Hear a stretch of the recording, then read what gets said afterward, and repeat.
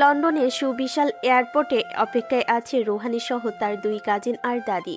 পরিবারের সদস্যরা এখানকার স্থায়ী নাগরিকতা পেয়েছে বহু আগেই, তবে ভিসাজনিত কিছু সমস্যার কারণে এতটা সময় বাংলাদেশি হিসেবে পার করেছে তারা। আজ তার সমাপ্তির দিন। এয়ারপোর্টের ইমিগ্রেশনের সমস্ত ফর্মালিটি শেষ করে বাইরের দিকে এগিয়ে আসতে দেখা মিলল রুহানির বাবা, চাচা আর রুদ্রের সাথে। ইতিপূর্বের পরিকল্পনা অনুযায়ী তাদের আগমন রুহানিদের বাসায় নিয়ে যেতে। একে অপরের সাথে কৌশল বিনিময় শেষে রওনা হয় বাড়ির উদ্দেশ্যে। পৈতৃক নিবাসের সামনে গাড়িটা থামানোর পর সবে নিজ নিজ মতো বাড়িতে প্রবেশ করে, শুধু রুদ্র ছাড়া। সবার নেমে যাওয়ার অপেক্ষায় সে গাড়িটা পার্ক করার জন্যই মূলত দাঁড়িয়েছে। রুহানি নিচের লাগেজটা টেনে মনে হলো এ তো নিজের থেকেও ভারী। কি করবে ভেবে না পেয়ে এদিক ওদিক তাকিয়ে রুদ্রের দিকে দৃষ্টি স্থির করলো। সম্পর্কে চাচাতো ভাই হলো লোকটার ভাব গতি দেখে মনে হচ্ছে যেন রুহানি কোনো রাজ্যের এক প্রেসিডেন্টের সামনে দাঁড়িয়ে আছে। কথা নেই, হাসি নেই, নিতান্তই কঠোর আবেশে আবৃত এক জন্ত মানব যেন।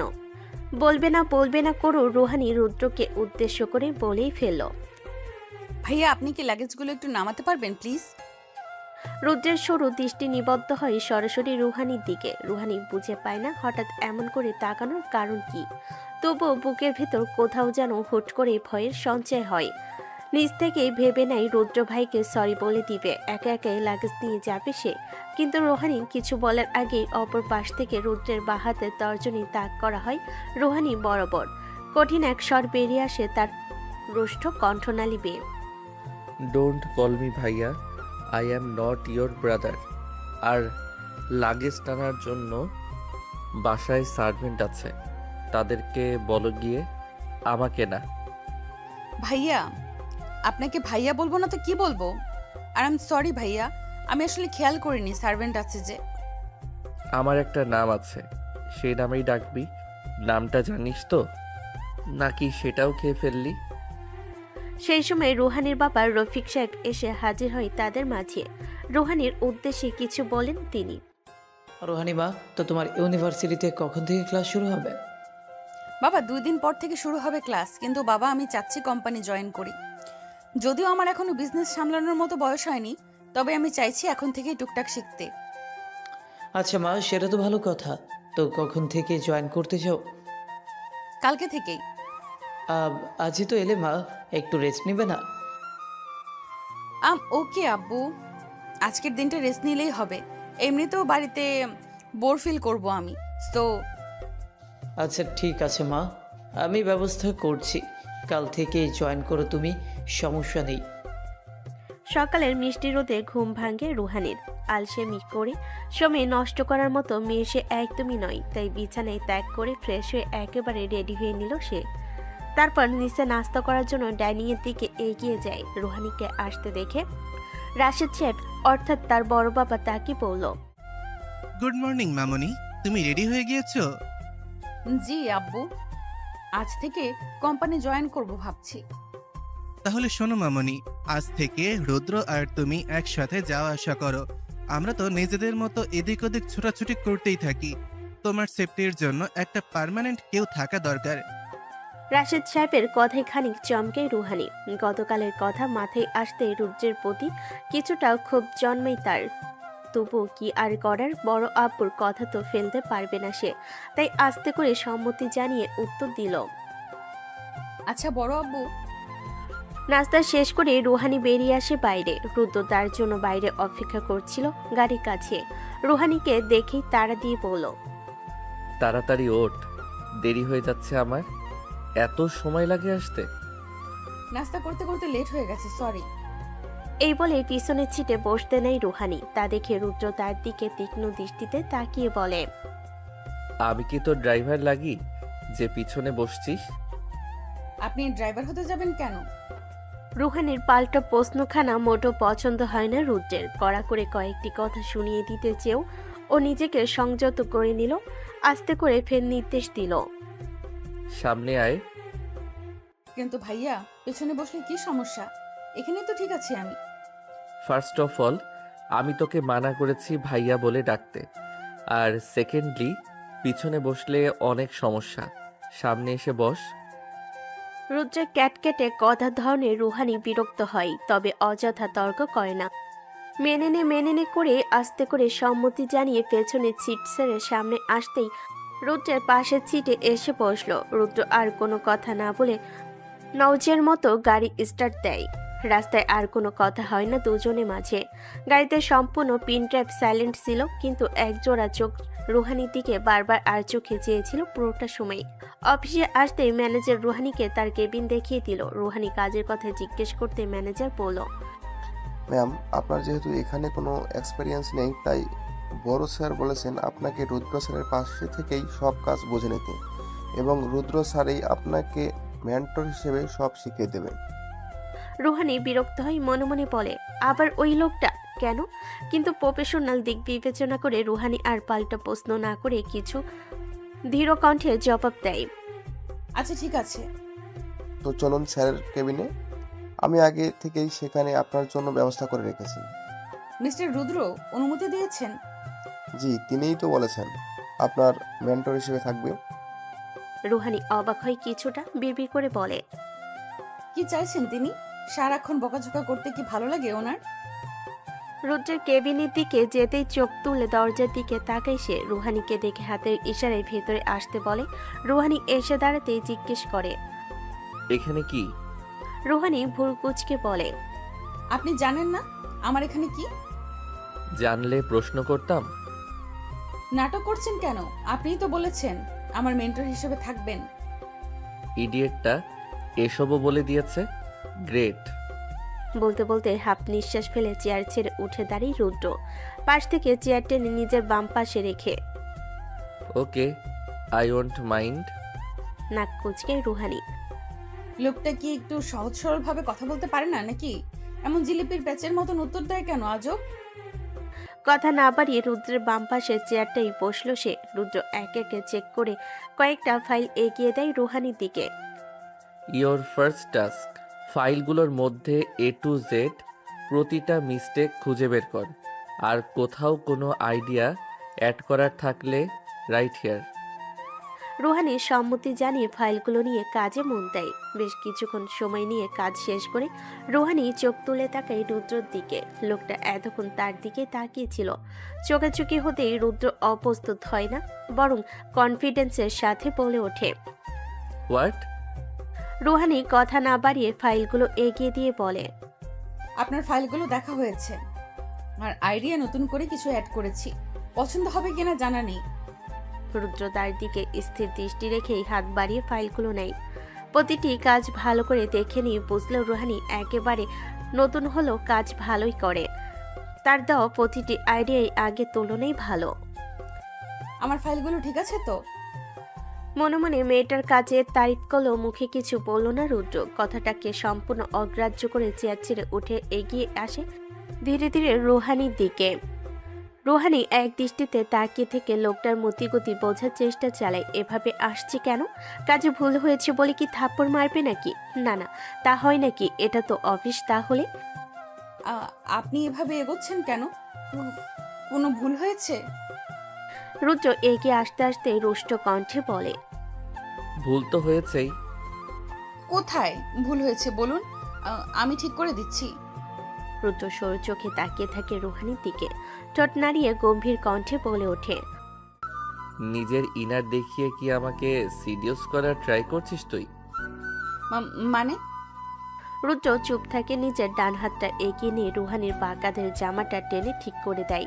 গম্ভীর কণ্ঠে সতর্ক করে বলে, নেক্সট টাইম থেকে এসব ঠিকঠাক না রাখতে পারলে অফিসে আসার প্রয়োজন নেই। আগে নিজেকে সামলাতে শেখ, তারপর বিজনেস। লজ্জে রুহানি পারছে না মাটিতে ঢুকে পড়তে। ইস, এমনটা কি করে হলো? আসার সময় তো সব ঠিকই ছিল। ভুল হয়েছে স্বীকার করার প্রেক্ষিতে আস্তে করে মাথা নিচু করে বলে, সরি, আসলে আমি খেয়াল। আমি দেখেছি, মেনে নিলাম, বাট অফিসের কারোর সামনে যদি এমন উল্টাপাল্টা কিছু দেখি আমি, আই সোয়ার মাথার উপর তুলে একটা আছাড় মারবো তোকে আমি। নাও গেট আউট ফ্রম হেয়ার। আমি ডাকার আগে যেন এখানে না দেখি তোকে আর। পরের দিন সকালে রুহানি তাড়াতাড়ি ঘুম থেকে উঠে গেল। ভার্সিটির প্রথম ক্লাস আজকে, যা রুহানি কোনোভাবেই মিস দিতে পারবে না। নিজেদের পারিবারিক ব্যবসা হওয়ায় দুটোই সামলাতে পারবে সে নিজ মতো করে। এত সমস্যা নেই। ফ্রেশ হয়ে নিচে নেমে নাস্তা সেরে নিল সে। ভেবেছিল আজ হয়তো রুদ্রই তাকে ভার্সিটি পৌঁছে দেবে, কিন্তু বাড়ির বাইরে এসে দেখে গাড়ির সামনে ড্রাইভার দাঁড়িয়ে আছে। একদিক দিয়ে ভালোই হলো, লোকটা ধমক শুনতে হবে না তার। ভার্সিটিতে পৌঁছাতে নিজেদের জনবদ্ধকৃত ক্লাসে গিয়ে বসলো সে। বেশ কিছুক্ষণ পর প্রথম ক্লাসের জন্য স্যার আসে ক্লাসে। আজকে যেহেতু প্রথম ক্লাস, সেহেতু আজকে কোনো পড়ার দিকে না যাই আমরা। আজকে শুধু ইন্ট্রোডাকশন হবে। এক এক করে সবাই তাহলে দাঁড়িয়ে তোমাদের নাম ও পরিচয় দাও। এর মধ্যে সবাই এক এক করে দাঁড়িয়ে পরিচয় দেওয়া শেষ করলো, রুহানিও দিল। এভাবেই হাসি ঠাট্টা করে আজকের ক্লাসটা শেষ হলো। ক্লাসের সকলেই নতুন হিসেবে একে অপরের সাথে পরিচিত হতে লাগলো। রুহানিও একটা বন্ধু পেয়েছে, নাম সাবিলা। ভিন্ন দেশের মাটিতে বাঙালি কাউকে পাওয়া যে দুষ্কর। সাবিলা বাংলাদেশি, তাই পরিচয়টা হয়তো খুব একটা সমস্যা হয়নি। তোমার সাথে পরিচয় হয়ে খুবই ভালো লাগলো। আমারও খুব ভালো লাগলো। আমি তো টেনশনে ছিলাম এখানে নিজের দেশের কাউকে পাবো কিনা। এখানে বাঙালি পাওয়া তো খুবই দুষ্কর, তাই তোমাকে পেয়ে আমার অনেক ভালো লাগছে। আমারও সেম। চলো বাহিরে যাই। হ্যাঁ শিওর। আমরা যেহেতু সেম এজ, তুই করে বলতে পারি একে অপরকে। হুম, তুমি বলতে আমারও ভালো লাগে না, কেমন যেন দূরের দূরের। তাহলে এখন থেকে নো তুমি, অনলি তুই। সাবিলার কথার ধরন দেখে ফিক করে হেসে ফেলে রুহানি। গল্প করতে করতে তারা গেটের বাইরে এসে পৌঁছালো। বাড়ির গাড়ি এত তাড়াতাড়ি আসবে কিনা কে জানে। ভাবতে ভাবতে সামনে তাকাতে রুহানি হা হয়ে যায়, কারণ সামনের অপোজিটে গাড়ির সাথে হেলান দিয়ে দাঁড়িয়ে আছে রুদ্র। রুহানি খুশি হলো কিনা বুঝতে পারলো না। লোকটার থেকে যতটা সম্ভব দূরে থাকতে চায় সে। কাঠখোট্টার স্বভাব তার একদমই পছন্দ নয়, আর লোকটা পুরোই তেমন টাইপ এর। রুহানিকে এমন সামনে হা করে তাকিয়ে থাকতে দেখে সাবিলা তার কাঁধে হালকা ধাক্কা দিয়ে বলল, কি হয়েছে তোর? এভাবে দাঁড়িয়ে আছিস কেন স্ট্যাচুর মতো? কিছু না, আসলে আমার ভাই চলে এসেছে। আমি যাচ্ছি এখন, পরে কথা বলবো। নাম্বার তো দিলামই, তাই না? হুম। তাহলে বাই এখন। এ বলে রুহানি চলে আসলো রুদ্রের কাছে। রুদ্রের নড়চড় হয় না। কালো সানগ্লাসের আড়ালে তার প্রতিনিয়তের মতো তীক্ষ্ণ চোখগুলো ঢাকা পড়ছে, তবে মুখের ভাব দেখে বোঝা যাচ্ছে সে রুহানির দিকেই তাকিয়ে। তাই তাকে উদ্দেশ্য করে রুহানি প্রশ্ন করলো, আপনি কেন এসেছেন? ড্রাইভার কোথায়? এসেছিলাম গার্লফ্রেন্ডের সাথে মিট করতে, তাই ভাবলাম তোকে নিয়ে যাই। কেন, আমি কি আসতে পারি না? না তো, তা বলিনি। হয়েছে, আর কিছু বলতে হবে না, গাড়িতে ওঠ। রুদ্রের এমন তেরা কথায় কিছুটা রাগ নিয়ে রুহানি বলে ওঠে, আচ্ছা, আপনি সারাক্ষণ এরকম ব্যবহার করেন কেন বলুন তো? আপনাকে কি জন্মের সময় বন্ধু খাওয়ায়নি কেউ একটু? না, খাওয়াইনি। আর একটা আজাইরা কথা বলবি তো এখানেই তোকে ফেলে দিয়ে চলে যাব। আচ্ছা ঠিক আছে, বলবো। রুহানি এগিয়ে গিয়ে ড্রাইভিং সিটের পাশের সিটে বসলো। রুদ্র নিজ মতো বসে সিট বেল্ট লাগিয়ে গাড়ি স্টার্ট দেয়। একটুক্ষণ পরে রুহানি ব্যাগ থেকে একটা পারফিউম বের করে নিজের দিকে স্প্রে করে নেয়। মৃদু একটা সুবাস নাকে লাগতে রুদ্রের মাথা চারিদিকে ওঠে। ঘাড় ঘুরিয়ে রুহানির দিকে তাকিয়ে দেখে সে নিজের কাজে ব্যস্ত। মাত্র এই মিনি পারফিউমটা প্যাকে ভরে লিপস্টিক বের করে গাড়ি মিররে তাকিয়ে ঠোঁটে লাগাতে লাগলো। রুদ্রের গলা শুকিয়ে আসে ক্ষণে ক্ষণে। মেয়েটা এসব কি না করলে নয় এখন। নিজের রুদ্ধতা বজায় রাখার আপ্রাণ চেষ্টা করে রগরগে কণ্ঠে বলে ওঠে, what are you doing this bullshit? Ruhani নিজের কাজ শেষ করে লিপস্টিকটা ওর ব্যাগে রেখে বলল, অফিস যাবে না, তাই একটু সেজে নিচ্ছি। দেখুন তো কেমন লাগছে আমায়। বলে রুদ্রর দিকে তাকিয়ে মিষ্টি করে একটা হাসি দেয় রুহানি। ব্যাস, আর কে সামলে রুদ্রকে। তাড়াহুড়ো করে কোনো মতে রাস্তার একপাশে নিয়ে গাড়িতে সজোরে ব্রেক কষল সে। রুহানি অবাক হয়ে বলতে নাই, কি হলো গাড়ি কিন্তু পুরোটা বলার আর সুযোগ পেল না সে। ইতিমধ্যে রুদ্র তার সিট থেকে উঠে রুহানির দিকে ঝুঁকে আসে। বাহাত রুহানির গলার পেছনে নিয়ে গলার সাথে নাক ডুবিয়ে ঘ্রাণ নেয় শিকারী ভঙ্গিতে। থমকে যায় রুহানি। রুদ্রকে থামাতে বলতে নাই, রুদ্র ভাইয়া। কিন্তু তার আগে রুদ্র তার গলা থেকে মুখ তুলে ঠোঁটে ঠোঁট ডুবিয়ে দেয় তৎক্ষণাৎ। বেশ অনেকক্ষণ পর ছাড়া পেতে রুহানি হাঁপাতে থাকে তড়িৎ বেগে। চমকে বলে ওঠে, এটা আপনি কি করলেন? রুদ্রের ভাবখানা এমন যেন কিছুই হয়নি, নিজ মতোই আবার গাড়ি স্টার্ট দিয়ে সামনে তাকিয়ে বলে, এটা তোর প্রাপ্য ছিল। এত সেজেগুজে অফিস যাওয়ার শাস্তি। এখন সোজা বাড়ি যাবি তুই। আর নেক্সট টাইম থেকে এমন লিপস্টিক পরে আমার সামনে আসলে এর থেকেও খারাপ হবে। প্রায় 20 মিনিট পর তারা বাড়িতে পৌঁছালো। এর মধ্যে রুহানি আর একটা কথাও বলল না। বাড়িতে পৌঁছানোর পর আর 1 মিনিটও ওয়েট করলো না, সঙ্গে সঙ্গে গাড়ি থেকে নেমে ছুটে বাড়িতে ঢুকে গেল সে। তাকে এমন ছুটে আসতে দেখে সালেহা বেগম এসে জিজ্ঞেস করে, কিরে মা, এত হন্তদন্ত হয়ে আসলি যে, কিছু কি হয়েছে? না না, না তো কিছু হয়নি, একটু টায়ার্ড লাগছে তো তাই। এই বলে রুহানি নিজের রুমে চলে গেল। রাতের খাবারও টেবিলে আসলো না। সালেহা বেগম বাধ্য হয়ে তার খাবারটা রুমে পৌঁছে দিল। পরের দিন সকালে রেডি হয়ে নিচে নামতে রুদ্র এর মুখোমুখি হয় রুহানি। গতকালের কথা মনে পড়তেই ঢোক গিলে সে, ভাবতে থাকে আজও এর বজ্জাত লোকের সাথে যেতে হবে তার। এর মাঝে রুদ্র তাকে দেখে বাইরে যেতে যেতে বলল, তাড়াতাড়ি আয়, দেরি হয়ে যাচ্ছে। রুহানিও তাড়াতাড়ি চলে গেল, গাড়িতে উঠে বসলো। আজকে রুহানিদের সাথে নীলিমা ও রোদেলা তারও যাবে। তাদের ভার্সিটিও আজকে বন্ধ, তাই তারা যাবে আজকে। রুহানি সামনে বসলো আর বাকি দুজন পিছনে। ভাইয়া বাড়ি থেকে অফিসের দূরত্ব কতক্ষণ? প্রায় 30 মিনিট। আচ্ছা ভাইয়া, আমরা তো আসছি পর্যন্ত এইখানে, ঘুরতেই যেতে পারিনি কোথাও। আচ্ছা, কোথায় যেতে চাচ্ছিস তোরা? আমি ব্যস্ত ছিলাম তো এতদিন, তাই নিয়ে যেতে পারিনি, কিন্তু এখন পারবো। যেখানে তোমার ইচ্ছা।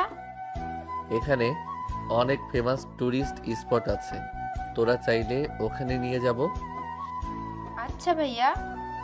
পুরা রাস্তায় রুহানি কিছুই বলল না, চুপচাপ ওদের কথা শুনলো। কিছু বললে যদি এই শয়তানটা আবার কিছু করে, তাই আর কিছু বলল না। এর মধ্যে অফিসে চলে আসলো সবে। রুহানি নিজের কাজ বুঝতে রুদ্রের কেবিনে গেল। আর সেদিনই এর মতো রুদ্র রুহানিকে অনেকগুলো ফাইল ধরিয়ে দিল। এইগুলো সব দেখা শেষ করবি, তারপর আমাকে দেখাবি।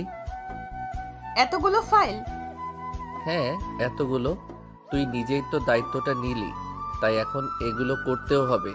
সো এত কথা না বলে ফার্স্ট এই ফাইলগুলো দেখা শেষ কর। আচ্ছা। মুখে আছে বলে দিল, মনে মনে রুহানির চরম মাত্রায় রাগ হয় এই রুদ্র এর উপর। এত ধরিয়ে দেওয়ার কোনো মানে হয়? লোকটা ইচ্ছে করে এসব করছে। আমি বুঝি না নাকি? বকাঝকা করেও লাভ হয় না রুহানি, অগত্যা কাজে মন দিতে হয় তার। আর সামনে বসে রুদ্র কাজের ফাঁকে ফাঁকে তাকে পর্যবেক্ষণ করতে থাকে নীরবে। এই সময়টা কাজে লাগিয়ে নীলিমা ও রোদেলা পুরো কোম্পানিটা ঘুরতে লাগলো। ছোটবেলায় এসেছিল, এখন তো অনেক চেঞ্জ হয়ে গিয়েছে। অবশেষে রুহানির ফাইল দেখা শেষ হলে স্বস্তির নিঃশ্বাস ফেলে রুদ্রের দিকে এগিয়ে দিয়ে বলে, ধরুন যুদ্ধ। সরি রুদ্র ভাইয়া, ফাইলগুলো দেখা হয়ে গিয়েছে।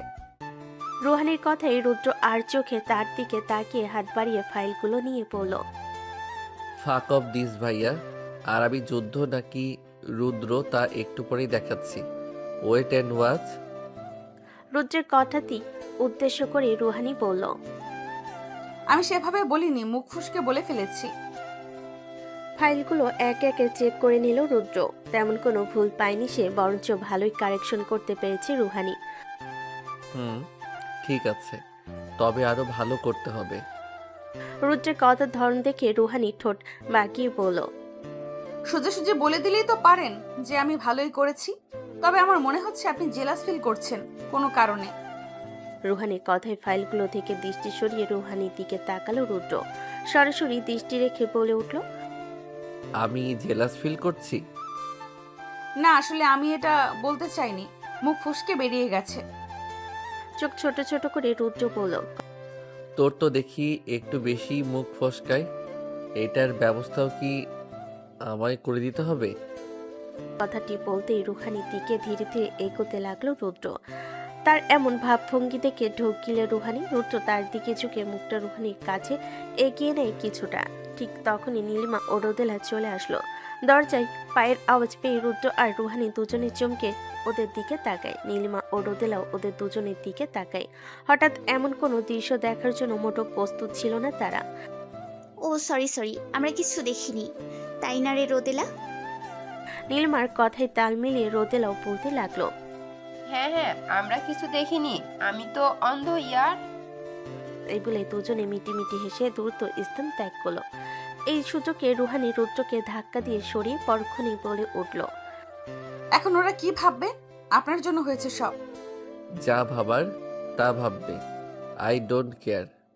রুদ্রের এমন গা ছাড়া ভাব দেখে চরম বিরক্ত হয় রুহানি। গলার স্বর উঁচিয়ে বলে ওঠে, you don't care but I care. কথাটি বলে রুহানি আর এক মুহূর্ত দেরি করলো না, দ্রুত কেবিন থেকে বেরিয়ে গেল। বাইরে এসে দেখলো নীলিমা ও রোদেলা ওইখানে দাঁড়িয়ে রয়েছে। রুহানিকে দেখে নীলিমা ঠাট্টার স্বরে বলে উঠল, আহা ভাবি, ভাইয়াকে তো ভালোই কাবু করেছেন দেখছি। রোদেলাও তাল মিলিয়ে বলল, হ্যাঁ হ্যাঁ, দেখেই তো আসলাম। নীলিমা ও রোদেলার কথার উদ্দেশ্য বুঝতে পেরে রুহানি বলল, এমন কিছুই না, উনি জাস্ট আমাকে ফাইলগুলো বোঝাচ্ছিলেন। রুহানির কথায় রোদেলা মিটিমিটি হেসে বলে, তা তো আমরা দেখেই আসলাম। আরে তখন আমার চোখে ধুলা পড়েছিল, তাই উনি। কার চোখে ধুলা পড়েছিল? পুরুষালী কণ্ঠ শুনে তিনজনই পিছে ফিরে তাকায়। রুদ্রের আগমন দেখে সাথে সাথে নীলিমা ও রোদেলা মিটিমিটি হেসে স্থান ত্যাগ করে। রুদ্রের চোখের দিকে তাকিয়ে আবার চোখ নামিয়ে ফেলে রুহানি। কারণ না। তাহলে ওদেরকে এগুলো কেন বলছিলি? সত্যিটাই বলে দিতি। সত্যি মানে? রুদ্র লো ভয়েসে বলল, মানে এই যে আমি তখন তোর ওই রসালো ঠোঁট দুটো চুষে নিতে চাচ্ছিলাম, ঠিক যেভাবে গতকাল গাড়িতে। ছি। আর ওরা যদি জিজ্ঞেস করতো কেন এমন করছিলেন, তখন বলে দিতি যে তুই আমার গার্লফ্রেন্ড, তাই। রুদ্রের কথায় অবাক হয়ে রুহানি বলে ওঠে, কি? এভাবে রিয়্যাক্ট করার কি আছে? যা সত্যি তাই বলতি। আফটার অল তুই তো সত্যবাদী। আমি কখন আপনার গার্লফ্রেন্ড হলাম আবার? যেদিন থেকে আমি মনে করেছি। আপনি মনে করেছেন মানে? আপনি আমার সম্পর্কে ভাই হন, এসব কি? আমি তো সেটা জানতে চাইনি, আমি তো শুধু আমারটা বলেছি। Not even your. হয়েছে, চল এখন, কালকে না তোর ভার্সিটি আছে। রুহানি এসব কথা শুনে মাথা ঘুরছে, কি বলে এগুলো রুদ্র। অবগতা নিয়ে গাড়িতে উঠে বসে রুহানি। গাড়িতে বসে নীলিমা ও রোদেলা হাসাহাসি করছে, আবার একটু পর পর ফিসফিস করছে। রুদ্র নীলিমার উদ্দেশ্য করে বলে ওঠে, নীলিমা, তোর উডবি ভাবিকে জিজ্ঞেস কর যে কোথায় যাবে ঘুরতে। রুদ্রের কথায় রুহানি ভুরুকুচকে বলে ওঠে, কে ভাবি? কিসের ভাবি? রুহানির কথায় পাত্তা না দিয়ে নীলিমা বলে, তা ভাবি, আপনি কোথায় ঘুরতে যেতে ইচ্ছুক? আপনার উডবি হাজবেন্ড জিজ্ঞেস করেছেন। আমি তোর বয়সী, এসব আপনি আগে মানে কি নীলিমা? আর তাছাড়া আমি তোর কাজিন হই, ভাবি না। না মানে রুদ্র ভাইয়া যখন আমার ভাইয়া, তখন তার উডবি বউ তো আমার ভাবিই হবে, তাই না? রুহানি আর চোখে নীলিমার দিকে তাকিয়ে শক্ত কণ্ঠে বলে উঠল, তোকে কে বললো যে আমি ওনার বউ হব? আমি বলেছি। হয়েছে এখন। নীলিমার থেকে দৃষ্টি সরিয়ে রুদ্রর দিকে তাকালো রুহানি। আর আপনাকে কে বললো আমি যে আপনার বউ হব? আমি নিজেকে নিজেই বলেছি। হালকা জোর গলায় বলে উঠল রুহানি। এসব মন গড়া খেয়াল বাদ দেন, বিয়ে কি কোনো ছেলে খেলে নাকি? আমি কি বলেছি ছেলে খেলা? যেটা সত্যি তাই তো বললাম। এখন তোর মন গড়া লাগলে সেটা তোর ব্যাপার, আমার না। বাজে কথা ছাড়েন, আপনি আমার ভাই হন। আর একটা কথা বললে সোজা কিস করবো এক্ষুনি। বিয়ে করার দরকার হবে না। I am always ready for honeymoon. Rudra এই কথা বলে যেন বম ফাটালো। নীলিমা ও রোদেলা তো একজন আরেকজনের দিকে চেয়ে মিটিমিটি হাসছে, পারছে না শুধু গাড়ি থেকে ছিটকে পড়তে হাসতে হাসতে। এদিকে লজ্জায় রুহানির ফর্সা গাল দুটো ও নাকের ডগা লাল বর্ণ ধারণ করেছে, যেন কেউ তাকে চটকে মেরেছে। ইস, লোকটা এমন কেন? ছি। কিছুদিন কেটে গেল এভাবে। এক বিকেলে সবাই ঠিক করেছে কোথাও ঘুরতে যাবে, তাই রুহানি বেবি পিঙ্ক কালারের সুন্দর একটা কুর্তি পরে রেডি হয়ে নিয়েছে ঘুরতে যাবে বলে। সবাই রেডি হয়ে নিচে ওয়েট করছে রুহানির জন্য। সাজগোজের দিক থেকে সবসময় লেট লতিফা। অবশেষে সবার অপেক্ষার পোড় ভেঙে নিচে নেমে এলো রুহানি। রুদ্র আর চোখে কেবল রুহানিকে দেখছে, সেটা লক্ষ্য করে নীলিমা আস্তে করে বলে ওঠে, ভাইয়া এভাবে দেখো না, নজর লেগে যাবে তো। রুদ্র স্বাভাবিক গলায় আস্তে করে বলে, আমার গার্লফ্রেন্ডকে আমি দেখবো না তো কে দেখবে? তোর বর। কথার মাঝে রাশেদ সাহেব বলে উঠল, রুহানি চলে এসেছি, এখন চলো সবাই। 2টা গাড়ি সম্পূর্ণ ফুল হয়ে গেছে। বাড়ির সবাই 2টা গাড়ি দখল করে বসে আছে রুহানি ছাড়া। আর দেরি করলে এমনই হয়। রুহানি এবার ভাবছে কি করে যাবে। তার ভাবনার মাঝে হঠাৎ করে পুরুষালী কণ্ঠ ভেসে ওঠে, এভাবে দাঁড়িয়ে আছিস কেন? তাড়াতাড়ি ওঠ বাইকে।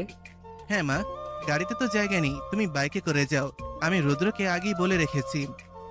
রুদ্রের সাথে ঘাটতারামি করার ইচ্ছে থাকলেও রাশেদ সাহেবের কথার উপর আর কিছু বলতে পারে না সে। তাই তো বাধ্য মেয়ের মতো বাইকে উঠে বসে রুদ্র ও বাইক স্টার্ট দেয়। রুহানি বেশ ইতস্তত করে বলে ওঠে, একটু আস্তে চালাবেন, আমার ভয় করে বাইকে। আমাকে ধরে বস ঠিক করে।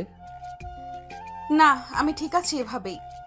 রুদ্র আর কথা বাড়ল না। বাঁকা হেসে গিয়ারে একটা চাপ দিতে রুহানি রুদ্রের গায়ের ওপর ঢলে পড়ল। সাথে সাথে রুহানি এক হাত রুদ্রের পেটের দিকে শার্ট খামচে ধরল ভয়। রুদ্র দেরি করে না আর কোনো কথাবার্তা ছাড়ে দ্রুত গতিতে বাইক চালাতে শুরু করে। রুদ্রকে জোরে বাইক চালাতে দেখে রুহানি ভয়ে বলে ওঠে, একটু আস্তে চালান প্লিজ। এটাই আমার মিনিমাম স্পিড, তাও তোর জন্য এরকম স্পিডে চালাচ্ছি। রুহানি আর কথা বাড়ালো না। আরেক হাতে রুদ্রের পিঠের সাইডে শার্টের কিছু অংশ খামচে ধরে মনে মনে আল্লাহর নাম নিতে থাকলো। সবে এসে থামলো একটা রেস্টুরেন্টের সামনে। রেস্টুরেন্টের ভিতরে প্রবেশ করে সবাই যে যার মতো খাবার অর্ডার দিল। মেয়েরা সবাই ফটো কর্নারে টুকিটাকি ছবি তুলে নিচ্ছে। পুরো সন্ধ্যাটা বেশ ভালোই কেটেছে সবার। সবাই সবার মতো এনজয় করেছে আজ। রুহানিও আজ অনেক এনজয় করেছে। এখন সবার গন্তব্য বাড়ি পৌঁছানো। সবাই রওনা হলো বাড়ির উদ্দেশ্যে। এবারও রুহানিকে রুদ্রের সাথে যেতে হলো। রুহানি বাইকে উঠে বসতেই রুদ্র স্বাভাবিক কণ্ঠে বলে ওঠে, এবার শক্ত করে ধর, না হলে আবার আগের মতো গায়ে এসে পড়বি। As I agree that you are my would be wife. আমি তোর ওই বিষয়টা ভীষণ এনজয় করেছি। তো যদি তুই চাস আমি আবার সেরকম ফিল নেই, তাহলে ধরে বসার প্রয়োজন নেই। রুহানি নাক কুচকে তাকে রুদ্রের দিকে মনে মনে বলে, লোকটা দিন দিন এমন লজ্জাহীন হয়ে যাচ্ছে কেন? যার ইচ্ছে তাই বলে ফেলছে কেমন। ছি, এই লোক, এর সাথে কথা বলে লাভ নেই ভেবেই সে ছোট্ট করে জবাব দেয়, আচ্ছা। খানিকটা সময় পার হয়। বাইক চলছে তার নিজ গতিতে। চারপাশে মৃদু ঝড় বইছে। কিছু সময় পর পর মেঘের গর্জন শোনা যাচ্ছে। রুদ্র রুহানি দুজনেই চুপচাপ। মাঝ রাস্তায় হঠাৎই ঝুম বৃষ্টি শুরু হয়। মুহূর্তে রুহানি ও রুদ্র দুজনেই পুরোটা ভিজে গেল। রুদ্র সাইড করে রাস্তার একটা জায়গায় বাইকটা থামালো। বৃষ্টির কারণে আশেপাশে তেমন কোনো মানুষ নেই। পুরো রাস্তাটা নিস্তব্ধ হয়ে আছে। রুহানি রুদ্র দুজন বাইক থেকে নেমে একপাশ হয়ে দাঁড়ালো। পরিবেশটা শীতল, তার উপর এমন ভিজে চুপচুপে হয়ে থাকার কারণে আরো বেশি শীত লাগছে রুহানির। রুদ্র তাকাতেই হঠাৎ চোখ পড়ে রুহানির ভেজা কম্পয়মান ঠোঁট জোড়ার দিকে। একবার করে এগিয়ে এসে রুদ্র বলে ওঠে, তোর ঠোঁটটা কেমন জানি আমাকে টানছে। আজে বাজে কথা বলা বন্ধ করুন। রুহানিকে কথা শেষ করতে না দিয়ে রুদ্র রুহানির ঠোঁটটা নিজের ঠোঁটের সাথে মিশিয়ে নিল। বাইরে ঝড়ের থেকেও যেন দ্বিগুণ বেগে ঝড় বয়ে যাচ্ছে রুহানির বুকের ভেতর। চেয়েও পারছে না রুদ্রকে থামাতে। এভাবে ঠিক কতক্ষণ সময় পার করলো তারা নিজেরাও জানে না। সারা পেতে রুহানির হাতের তালু দিয়ে ঠোঁট মুছে গমগমে কণ্ঠে চেঁচিয়ে ওঠে, এটা আপনি কি করলেন? আপনাকে কে পারমিশন দিয়েছে আমাকে এভাবে কিস করার? রুদ্রের কোনো ভাবান্তর হয় না, আপন চিত্রে বলে ওঠে, আমার কারো কাছ থেকে পারমিশন লাগে না। আমার ইচ্ছে হয়েছে তাই কিস করেছি। ইচ্ছে হলো আরো কিছু করব। আচ্ছা তাই? বলে রুদ্রকে রুহানি জোরে একটা থাপ্পড় মেরে বসলো। আমারও ইচ্ছে হয়েছে তাই এটা মেরেছি। আমাকে অন্য মেয়ের মতো ভাববেন না ভাইয়া। এইসব জালে ফেসে যাওয়ার মতো মেয়ে আমি নই। কথাগুলো বলে রুহানি উল্টা দিকে ফিরে হাঁটা শুরু করলো। রুদ্র স্তব্ধ হয়ে সেথায় দাঁড়িয়ে রইল কতক্ষণ। তারপর যখন হুঁশ এলো, চোখ উঁচিয়ে এদিক ওদিক খুঁজতে লাগলো রুহানিকে। কিন্তু একই মেয়েটা কোথাও নেই। ভয় বাড়ছে রুদ্রের। ভয়ের তোপে এবার ডাকতে লাগে সে রুহানিকে, Ruhani, Ruhani, where are you? I am sorry, please সামনে আয়। আমি সরি বলছি তো, আর করব না এমন। লুকিয়ে থাকিস না রুহানি। বেশ অনেকক্ষণ খোঁজার পরও পাওয়া গেল না তাকে। ততক্ষণে রুদ্রের পাগল প্রায় অবস্থা। এত তো খুঁজেও যখন পাওয়া গেল না, তখনই বাধ্য হয়ে বাড়িতে জানায় সে। বাড়িতেও এই নিয়ে চিন্তার রোল পড়ে যায়। পুলিশকে খবর দেওয়া হয় সাথে সাথেই। পুলিশের সাহায্যে রুহানির ফোনে লোকেশন ট্র্যাক করে রুদ্র গেল একটি বাসার সামনে। জানতে পারল এটা রুহানির ফ্রেন্ডের বাসা। মেয়েটা কাউকে না চিনি এখানে এসে বসে আছে। রুহানিকে পেয়ে রাগের বসে তার গালে কষে একটা থাপ্পড় মেরে বসলো রুদ্র। চিৎকার দিয়ে বলে উঠল, খুব সাহস বেড়েছে না তোর? বের করছি তোর এত সাহস? পুলিশদের বিদায় দিয়ে রুহানিকে টানতে টানতে গাড়ির ভিতরে নিয়ে যায় রুদ্র। গলা থেকে ওড়নাটা ছিনিয়ে নিয়ে রুহানির হাত দুটো শক্ত করে বেঁধে দেয় সে। তারপর ঘুরে ড্রাইভিং সিটে আসতে আসতে বাড়িতে ফোন করে জানিয়ে দেয় যে রুহানিকে পাওয়া গেছে। কল কেটে দ্রুত গাড়ি স্টার্ট দেয় রুদ্র। পাশে রুহানি ফুপিয়ে কেঁদে যাচ্ছে সেই কখন থেকে, কিন্তু রুদ্র এর দিকে কোনো খেয়াল নেই বলেই চলে। বেশ কিছুক্ষণ পর একটা নির্জন রাস্তায় গাড়ি থামে রুদ্র। তারপর হঠাৎ করে পাশ থেকে রুহানিকে এক হাতে পেঁচিয়ে নিজের কোলের ওপর এনে বসে। রুহানি কিছু বুঝে ওঠার আগে চাপটে ধরে তার ঠোঁটে ঠোঁট মিশিয়ে দেয় রুদ্র। ছাড়া পাওয়ার আপ্রাণ চেষ্টা করছে রুহানি, কিন্তু কোনোভাবে রুদ্রের থেকে ছাড়া পায় না সে। একটু পর ঠোঁট ছেড়ে থুতনি চেপে ধরে দাঁতে দাঁত চেপে বলে ওঠে রুদ্র, এই কিসের জন্যই এত কিছু, তাই না? তাহলে শুনে রাখ, তোর এই ঠোঁট সম্পূর্ণই আমার সম্পত্তি, বুঝেছিস? তুই সম্পূর্ণ আমার সম্পত্তি। আমি যখন ইচ্ছে তোকে চুমু খাবো, যখন ইচ্ছে তোকে জড়িয়ে ধরবো, যখন ইচ্ছে। কোন অধিকারে? থেমে যায় রুদ্র। রুহানি কান্নারত কণ্ঠে বুকে লাগে তার। মেয়েটা অধিকার চাইছে। সত্যি কি চাইছে? তবে তাই হোক, খুব শীঘ্রই রুদ্র তাকে এই অধিকার দেবে। নিজের অধিকার আদায় করে ও নেবে। অপেক্ষা কর শুধু। তুই চাইলে ও আমার হবি, আর না চাইলেও আমারই হবি তুই। আর কটা দিন অপেক্ষা কর, আমি দেখিয়ে দেব আমার অধিকার ঠিক কতটুকু তোর প্রতি। আর কথা বাড়ে না রুদ্র। রুহানি ও নীরবে কাঁদতে থাকে নাক টেনে টেনে। রুদ্র নীরব থেকে কিছুক্ষণ নিজেকে শান্ত করে। তারপর আর কোনো প্রকার সংবেদনশীল স্পর্শ সারাই রুহানির মাথাটা নিজের বুকের সাথে চেপে ধরে গাড়ি স্টার্ট দেয়। রুহানি নড়ে চড়ে উঠতে নিলে শান্ত অথচ গম্ভীর কণ্ঠে রুদ্র বলে ওঠে, চুপচাপ এভাবেই থাক, দ্বিতীয়বার যেন বলতে না হয় কিছু। অনেক জ্বালিয়েছিস আজ আমায় তুই। পরের দিন সকালে রুহানি আগে আগেই উঠে ভার্সিটিতে চলে যায়, যেন রুদ্রের সামনে না পড়তে হয়। রুদ্রের সামনে পড়লে তো আবার ওর সাথে যেতে হবে, তাই সে কোনো প্রকার রিস্ক নেবে না আজ আর। তবে তার চিন্তাধারায় এক গ্লাস ঠান্ডা পানি ঢেলে দিয়ে রুদ্র হাজির হয় ভার্সিটির ক্লাসে। দরজার দিক থেকে কারোর ম্যানলি কণ্ঠ শুনে প্রফেসর সহ প্রতিটা স্টুডেন্ট তাকে সেদিকে। Excuse me. প্রফেসর সাথে সাথে বর্ণ বন্ধ করে রুদ্রকে সম্বোধন করে বলে ওঠে, Hey, Mr. Chaudhary, please come. Any problem? No, it's okay. I am just come for to take her. বলতে বলতে রুদ্র পুরুষালী ভঙ্গিমায় নিজের বাঁ হাতের তর্জনী বাকি রুহানির দিকে ইশারা করে। সাথে সাথে রুহানির গলা শুকিয়ে কাট। এদিকে ক্লাসের অনেকগুলো মেয়ে ট্যাপ ট্যাপ করে তাকিয়েছিল রুদ্রের দিকে। এই কথা শোনার পর সকলে এবার দৃষ্টি দেয় রুহানির দিকে। পাশ থেকে সাবিলাও পড়ে ওঠে, কিরে, এত হ্যান্ডসাম একটা ছেলে তোকে নিতে এসেছে? কাহিনী কি দোস্ত? রুহানি বিড়বিড় করে ধমকে বলে, থামবি? উনি আমার সম্পর্কে ভাই হয়, চাচাতো ভাই। প্রফেসর রুদ্রকে জিজ্ঞেস করে, You know her? Yeah. What is the relationship between you two guys, Mr. Chaudhary? রুদ্রের দৃষ্টি সরে না রুহানির দিকে। ওভাবে তাকিয়ে বাঁকা হেসে বলে ওঠে, she is my would be wife, so can I? Yeah, sure.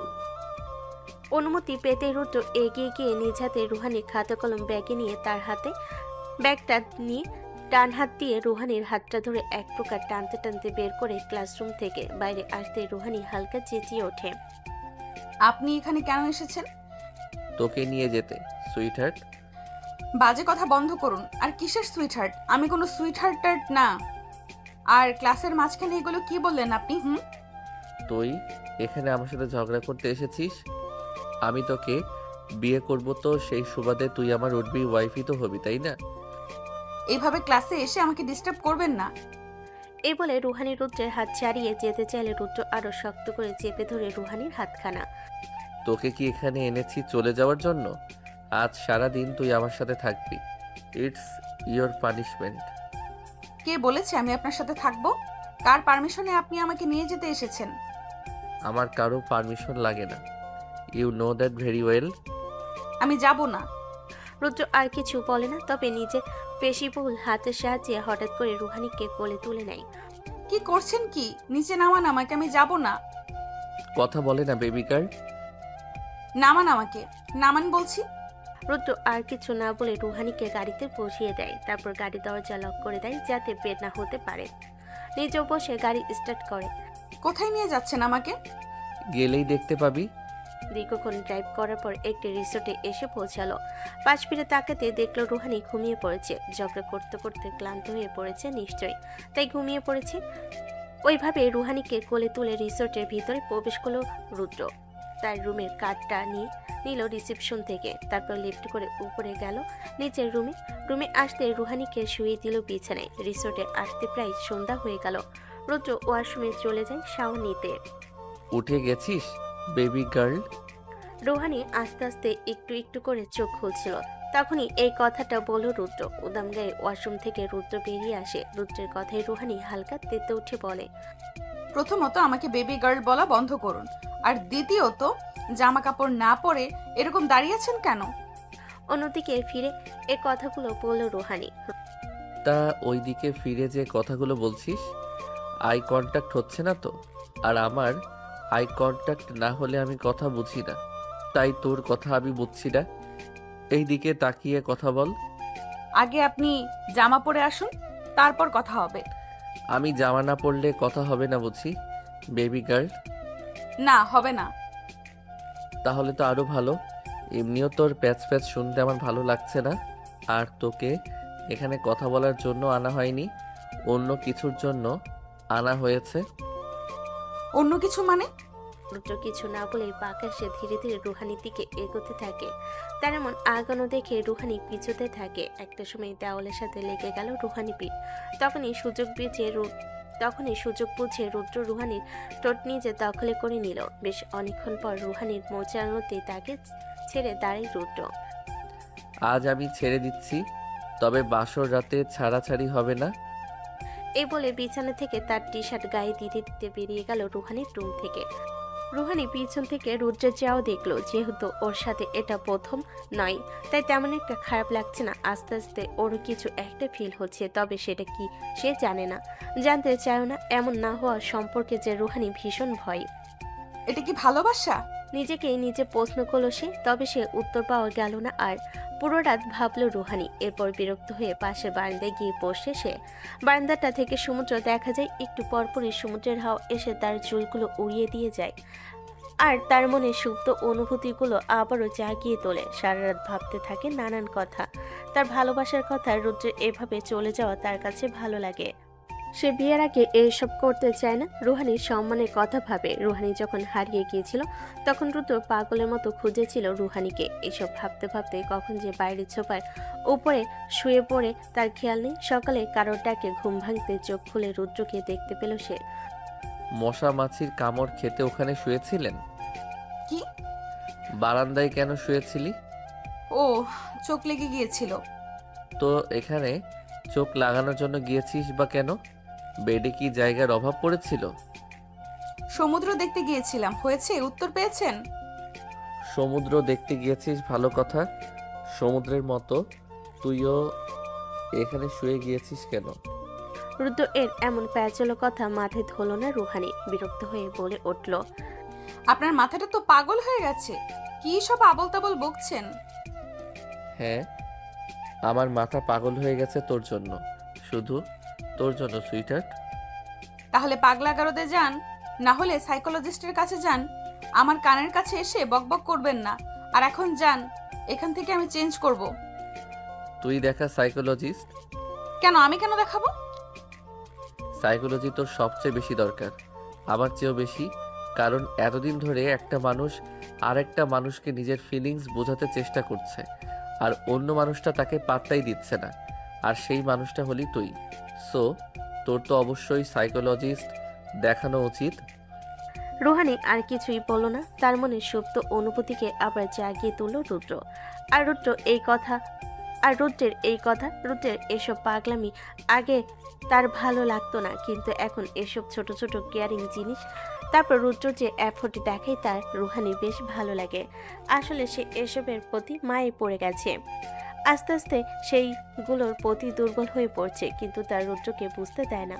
আসলে ছোট থেকে রুহানি খুব ক্যারিয়ার ফোকাস ছিল।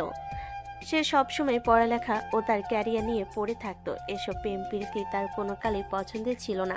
তবে এমন নয় যে তার জীবনে কেউ আসেনি, এসেছিল, তবে সে ওকে ধোঁকা দিয়ে চলে যায়, যার রুহানি সহ্য করতে পারেনি। তাই সে আর এসবে বিশ্বাস করে না। মূলত সে ভালোবাসাকেই আর বিশ্বাস করে না। বাইরে আছি, দ্রুত চেঞ্জ করে বের হয়ে আয়। বেশ কিছুক্ষণ পর রুহানি বেরিয়ে এলো রুদ্রর সামনে। পরনে তার সাদা স্টোনের একটা শাড়ি। আসলে শাড়ি পরতে পরতে একটু দেরি হয়ে গেছে, আর সব সময় আমাকে আম্মুই শাড়ি পরিয়ে দেয়, তো এখন ইউটিউব দেখে শাড়ি পরতে একটু টাইম লেগে গেছে। রুদ্র তো এক দৃষ্টিতে রুহানির দিকে তাকিয়ে থাকে, এ যেন সে হুড়পুড়ি দেখছে। ওকে যে শাড়িতে এত বেশি সুন্দর লাগবে তা বুঝতে পারেনি রুদ্র।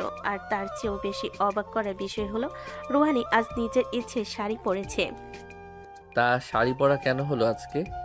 আমার জন্য বুঝি? আপনার জন্য কেন হবে?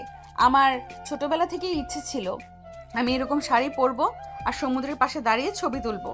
আপনার জন্য না। ও, আমার জন্য না? আমি তোকে এখানে এনেছি আর তুই বলছিস আমার জন্য না? ওকে ফাইন, আমিও কোনো ছবি তুলে দিতে পারবো না আজ তোকে। ওহো, আমি কি বলেছিলাম যে আপনি আমাকে এখানে নিয়ে আসেন? আপনি নিজেই তো নিয়ে এসেছেন, আবার বড় বড় কথা বলছেন। বাড়িতে কি বলেছেন কে জানে। হয়েছে হয়েছে, চল এখন। সারাক্ষণ শুধু ঝগড়া করার তালে থাকে। আমি ঝগড়া করার তালে থাকি নাকি আপনি ঝগড়া করার তালে থাকেন? আচ্ছা ফাইন, বাট শুনে রাখ, তুই যদি আরেকবার কথা বলিস তাহলে কিন্তু তোকে এখন এখানেই সবার সামনে কিস করব। এই কথা শুনে রুহানি চুপ হয়ে গেল, আর একটা কথা বলল না। দুজন রিসোর্ট থেকে বেরিয়ে যায় সমুদ্র দেখার উদ্দেশ্যে। ওখান থেকে সমুদ্র বেশি দূরে না, তারপরও ওরা গাড়িতে করে যাচ্ছে, জাস্ট 5 মিনিটের ডিস্টেন্স। একটু পরে তারা চলে আসে। বেশ কিছুক্ষণ হাঁটাহাঁটি করার পর রুহানি এগিয়ে এসে কণ্ঠ নিচু করে রুদ্রকে বলে, আমায় কয়টা ছবি তুলে দিন না। রুদ্র চোখ ছোট ছোট করে তাকায় রুহানি মুখের দিকে। ভেবেছে কিছুক্ষণ টাইট দেবে মেয়েটাকে, কিন্তু তার এমন বাংলার পাঁচের মতো মুখ বানানো দেখে তা আর করল না রুদ্র। আচ্ছা ওইদিকে দাঁড়া, যা। 1 মিনিট, আমার ফোনটা আনতেই ভুলে গেছি। এখন কি হবে? আমার ফোনে তুলে নিচ্ছি। আমি যে কারোর ফোনে ছবি তুলি না। আচ্ছা বুঝি, 2 দিন পর তো আমার ফোনেই সব ছবি থাকবে, তখন? আপনার ফোনে কেন আমার ছবি থাকবে? আচ্ছা যাই হোক, এখন তুলে দেন, পরে ডিলিট করে দিয়েন। এই বলে রুহানি সমুদ্রের পাশে দাঁড়িয়ে পড়ল। রুদ্র ও আর কিছু বলল না, ছবি তুলতে লাগলো। একবার এই দিকে যাচ্ছে তো আরেকবার অন্যদিকে যাচ্ছে রুহানি। রুদ্র তার পিছে পিছে ছবি তুলছে। রোদের কারণে ছবিগুলো আরো সুন্দর আসছে। শুভ্র শাড়িতে একটা মায়া আছে বটে, কি সুন্দর লাগছে রমণীকে। ছবি তোলা শেষ হতেই রুহানি ধীরে ধীরে একটু একটু করে এগিয়ে যায় সমুদ্রের গভীরের দিকে। তবে তা খেয়াল করে না রুদ্র। ইম্পর্টেন্ট কল আসে, একটু সাইড হয়ে এসে ফোনটা রিসিভ করলো। রুহানি তো সমুদ্রের পানিতে নিজেকে ভেজাতে ব্যস্ত। আর একটু যাই করতে করতে সে প্রায় সমুদ্রের গভীরে চলে যাচ্ছে। সেদিকে তার হুঁশ নেই। সে যে সাঁতার জানে তাও না, তাও যেন ভুলে বসেছে মেয়েটা। কিছুক্ষণ পর রুদ্র যখন কথা শেষ করে পেছনে ফিরে তাকে, তখনই দেখতে পায় রুহানি প্রায় ডুবো ডুবো অবস্থায় হাতড়াচ্ছে পানিতে। রুদ্রের বুকটা যেন ধক করে ওঠে। রুহানি বলে চিৎকার দিয়ে আগে পিছে না তাকিয়ে ছুটে যায় সমুদ্রের দিকে। ভাগ্যের জোরে স্রোত আসার আগে সে রুহানিকে পাড়ি নিয়ে আসতে সক্ষম হয়। রুহানি, রুহানি, শুনতে পারছিস আমার কথা? কেন গিয়েছিস ওখানে? জান আমার। বারবার ডাকার পর ও রুহানির সার শব্দ নেই, জ্ঞান হারিয়েছে সে ইতিমধ্যে। অতিরিক্ত পানি খেয়েছে হয়তো। বার কয়েক ডাকার পরও যখন রুহানির জ্ঞান ফিরছিল না, তখনই রুদ্র আর কোনো উপায় খুঁজে পায় না মাউথ টু মাউথ দেওয়া ছাড়া। তাই করে রুদ্র। কিছুক্ষণ পরে রুহানির পেট থেকে পানি বের হতে শুরু করে। রুহানি আস্তে আস্তে চোখটা পিটপিট করে খুলতে লাগে। সে উঠে বসতে চাইলে রুদ্র তাকে বসায় টেনে তুলে। তাকে উঠতে দেখে রুদ্র রাগে ক্ষোভে চেঁচিয়ে বলে, are you mad? Don't you have brain? কেন গিয়েছিলি এত সমুদ্রের মাঝখানে? কে বলেছিল যেতে? তুই জানিস তোর কিছু হয়ে গেলে আমার কি হতো? চাচ্চুকে আমি কি জবাব দিতাম? সরি, আমি আসলে খেয়াল করিনি। এক্সপেরিমেন্টেড খেলায় একেবারে মাঝখানে চলে গিয়েছিলাম, আর ওখানে অনেক ঢেউ ছিল, তাই আর বেরিয়েও আসতে পারিনি। আমি একটুখানি এখান থেকে সরতে না সরতেই তুই এই কাণ্ড করে বসেছিস। যদি আমি আর একটা মিনিট দেরি করতাম কি হতো তোর ভাবতে পারছিস ইডিয়েট? সরি, বলছি তো ভালো লাগছে না। চলুন এখান থেকে এখন। রুদ্র আর কথা পায় না, রুহানিকে কোলে করে গাড়িতে বসিয়ে দিল। তারপর নিজের জ্যাকেটটা খুলে ওকে পরিয়ে দিল, নিজেও গিয়ে ড্রাইভ করতে লাগলো। প্রায় 5 মিনিট পর রিসোর্টে এসে পৌঁছালো তারা। রুদ্র আগে প্রথমে নিজে গাড়ি থেকে নামলো, তারপর রুহানিকে কোলে তুলে নিতেই সে বাধা দিয়ে বলতে নেয়, আমি একলা হেঁটে যেতে পারবো আমার রুমে। তখন আমি তোকে থাপ্পড়টা মারিনি, এখন বাধ্য করিস না আমায় সেটা করতে। রুহানি আর কিছু বলল না, চুপচাপ রইল। জানে এখন কিছু বলে সেই মাইর খাবে, আর সে এটাও জানে যে এটা তারই দোষ ছিল, তাই আর কিছু বলতে পারছে না এখন। চুপচাপ রুদ্র যা বলে তাই হজম করতে হবে তার। রুদ্র রুহানিকে ওর রুমে এনে বসিয়ে দিল, তারপর চেঞ্জ করার জন্য কাপড় হাতে ধরিয়ে দিয়ে কোলে করে নিয়ে যায় বাথরুম পর্যন্ত এগিয়ে দিল। Thank you. প্রায় 10 মিনিট পর গোসল করে বেরিয়ে আসলো রুহানি। এই শীতের রাতে গোসল করলে নির্ঘাত জ্বর, সর্দি, কাশি একসাথে লাগবে নিশ্চিত। তবুও রুহানি করেছে, কারণ তার সমুদ্রের নোনা পানিতে অ্যালার্জি আছে, তাই তাকে বাধ্য হয়ে করতে হয়েছে। শুধু ফ্রেশ হয়ে নিলে কি চাঁদ বাঁকা হয়ে যেত? এখন কিছু হলে তোকে সামলাবে কে আবার? আমায় খালি টেনশনে ফেলার ধান্দা না? লো, আমি শখে করিনি গোসল। আমার সমুদ্রের নোনা জলে অ্যালার্জি আছে, তাই করেছি। সর্দি কাশি বা জ্বর হলে ডাক্তার না দেখলেও পারবো এখন। মেডিসিন খেলে ঠিক হয়ে যাবে, কিন্তু এখন যদি আমার অ্যালার্জি ওঠে তখন তো ডাক্তার না দেখিয়ে আমার উপায় হবে না। আর এই শহর থেকে দূরে এই রিসোর্টের আশেপাশে কোনো হসপিটাল নেই, আমি জানি। হ্যাঁ, তুই তো সব জানিস আমার মনের খবর ছাড়া। হ্যাঁ জানি তো, তবে অপ্রয়োজনীয় কিছু নয়। আমাকে কি রাগাতে তোর বেশি ইচ্ছা হচ্ছে? আই সোয়ার, রাগলে তোর দফা দফা করে ছাড়বো এখন। আমি কি বোঝাতে চাইছি তুই নিশ্চয়ই বুঝেছিস। আপনার কি কথা আটকায় না মুখে? এত ফালতু কথা কিভাবে বলেন? অসভ্য লোক একটা। অসভ্যতার তো এখনো কিছুই করলাম না, তার আগে অসভ্য বলছিস? যদি করতাম তাহলে না জানি কি বলতি। হয়েছে, আপনার বাজে বকা বন্ধ করুন। না হয়নি, তবে এখন তুই চাইলে হবে কিছু একটা। বলতে বলতে রুহানির কোমর জড়িয়ে ধরল রুদ্র। ছাড়ুন বলছি আমায়, না হলে কিন্তু খুব খারাপ হয়ে যাবে। আমি কিন্তু কামড়ে দেব বলছি। একবার শুধু কামড়িয়ে দেখ না, তারপর আমার দেওয়া বাইটগুলো ও সহ্য করার ক্ষমতা রাখিস বেবি গার্ল। ছাড়ুন বলছি, বাজে বকা বন্ধ করুন, খারাপ হয়ে যাবে কিন্তু। তা কি হবে একটু শুনি। রুহানি মুসরামুসি করতে থাকলো। এক পর্যায়ে রুদ্র রুহানির ঠোঁটে নিজের ঠোঁট স্পর্শ করে। তখনই বিদ্যুৎ গতিতে শান্ত হয়ে যায় রুহানি। ছটফট বন্ধ করে শক্ত করে চেপে ধরে রুদ্র শার্ট। একটু পর রুদ্র তাকে ছাড়তে রুহানি হাতের পিঠে ঠোঁট মুছে বলে ওঠে, কি করলেন আপনি এটা? তুই কি দেখতে পাসনি? আবার করব? রুহানি আর কিছু বলো না, কারণ সে জানে রুদ্রকে কোনো কিছু বলেও তার গায়ে লাগে না, তাই বলেও লাভ নেই। একটু পরে রুদ্র চলে যায় তার রুমে। রুহানির একটু শরীর খারাপ করতে থাকে, তাই সে নীরবে গিয়ে শুয়ে পড়ে বেডে। কিছুক্ষণ পরে রুদ্র রুহানির জন্য খাবার নিয়ে আসে। তাকে এভাবে শুয়ে থাকতে দেখে গায়ে হাত দিয়ে দেখে তার সম্পূর্ণ গা গরম হয়ে আছে, তাপমাত্রা যেন বাড়তে আছে, কোনো মতেই কমছে না। রুদ্র ওয়াশরুমে গিয়ে একটা কাপড় ভিজিয়ে আনে, তারপর সেটা রুহানির মাথায় রাখে। রুদ্র তার ল্যাপটপ আনার জন্য তার রুমে যায়, তারপর রুম থেকে ল্যাপটপ নিয়ে আসে। তারপর আবার রুহানির কপাল থেকে কাপড়টা সরিয়ে টেনে টেম্পারেচার চেক করে, কিন্তু রুহানির শরীরের তাপমাত্রা আরও বেড়ে যায়। রুদ্র রুহানিকে মেডিসিনগুলো খাওয়ায়, কিন্তু মেডিসিনে কাজ করছে না, প্রচুর পরিমাণে জ্বর। রুহানি ঘুমের ঘরে যন্ত্রণায় গঙ্গাচ্ছে বারবার, কাঁপতে কাঁপতে কুঁজো হয়ে আছে মেয়েটা। রুমের টেম্পারেচার সর্বোচ্চ হিটে দিয়েও যেন লাভ হচ্ছে না তার। চিন্তিত হয় রুদ্র, কি করবে এখন সে? বেশ কিছুক্ষণ চিন্তা করার পর যেন মাথায় কিচ্ছু এলো না তার। পাশ থেকে গঙ্গাতে গঙ্গাতে রুহানি তার শার্ট টানছে, ঘুমের মাঝে বারবার ঢোক গিলে রুদ্র যা ভাবছে তা কি করা ঠিক হবে, হয়তো না, কিন্তু এখন যে আর কোনো উপায় নেই। রুদ্র এগিয়ে এসে রুহানির উষ্ণ কপালে একখানা চুমু খাই গভীরভাবে।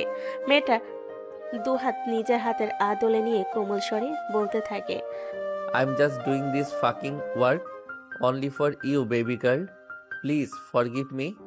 আমায় ভুল বোঝো না তুমি জান, আমি চাইনি এমন কিছু, কিন্তু সরে আসে রুদ্র, একে একে নিজের শরীরে থাকা শার্টও খুলে ছুঁড়ে ফেলে দেয় এক পাশে। তারপর রুহানির ব্ল্যাঙ্কেটের মধ্যে ঢুকে দুহাতে শক্ত করে নিজের সাথে জড়িয়ে ধরে মেয়েটাকে, পারে না শুধু এই মেয়েটাকে সে বুকের ভেতর ভরে রাখতে।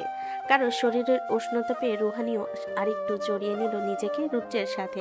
হয়তো একটু আরাম লাগছে তার। ধীরে ধীরে মেয়েটার গঙ্গানি বন্ধ হয়। গভীর ঘুমে আচ্ছন্ন হয়ে পড়ে সে। রুদ্র তাকে পরম যত্নে জড়িয়ে রাখে নিজের বাহু ধরে। রুহানি আজ ভার্সিটিতে গিয়েছে অনেকদিন পর। এতদিন কোথায় ছিলে রুহানি? সরি স্যার, একটু ফ্যামিলির ইমার্জেন্সি ছিল তাই আসতে পারিনি। আজকে যে অ্যাসাইনমেন্ট দেওয়ার লাস্ট ডেট সেটা কি তুমি জানো না? জি স্যার, জানি। তো এনেছো অ্যাসাইনমেন্ট? জি স্যার, এনেছি অ্যাসাইনমেন্ট। গুড। Thank you. অ্যাসাইনমেন্টগুলো জমা দিয়ে দাও এখানে। Okay sir.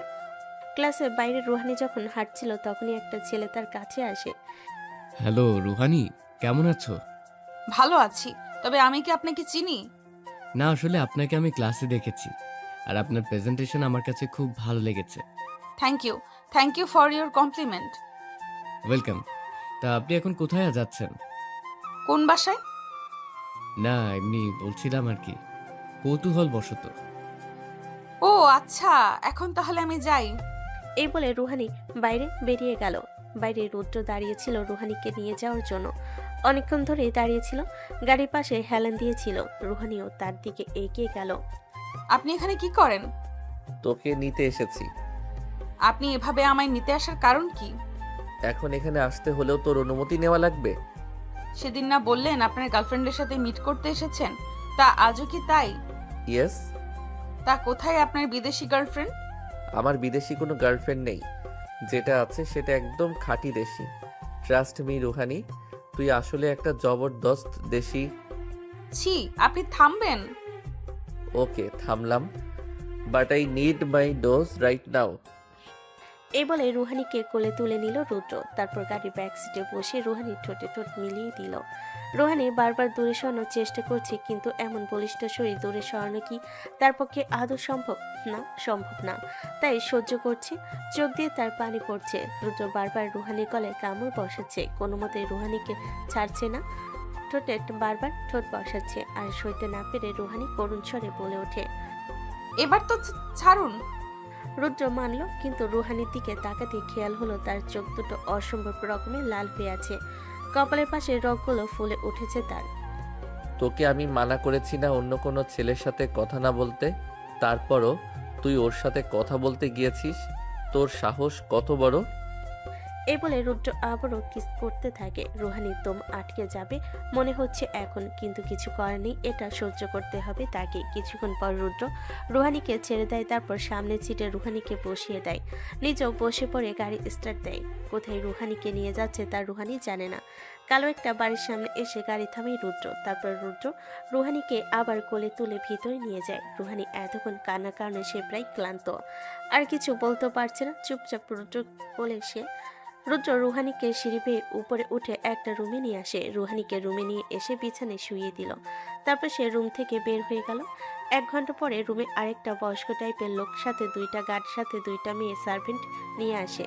রুহানি বোঝার চেষ্টা করে এই বয়স্ক লোকটা আসলে কি। অনেকক্ষণ পর্যবেক্ষণ করার পর রুহানি বলে, কাজী কেন এসেছে এখানে? কি করবেন আপনি? বেরিয়ে যান আপনারা। আমি বলছি তো বের হতে। বাড়ি যাব আমি। আব্বু কোথায়? বড় আব্বু? অনেক শখ না তোর ছেলে মানুষের সাথে ঘুরবি, কথা বলবি? আজকে সকল শখ আমি মিটিয়ে ছাড়বো। বাজে কথা বন্ধ করুন। আমি বাসায় যাব এক্ষুনি। এখান থেকে বেরিয়ে যাও তোমরা সবাই। আমি বাসায় যাব বলছি। চুপচাপ এখানে বসে থাক। কাজী সাহেব, আপনি বিয়ে পড়ানো শুরু করেন।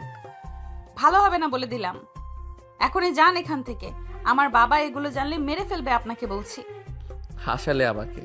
তোমার বাবা, আমার বাবা, তোমার পরিবার, আমার পরিবার, সবাই মিলে আমাদের বিয়ে আরও আগে থেকেই ঠিক করে রেখেছিল।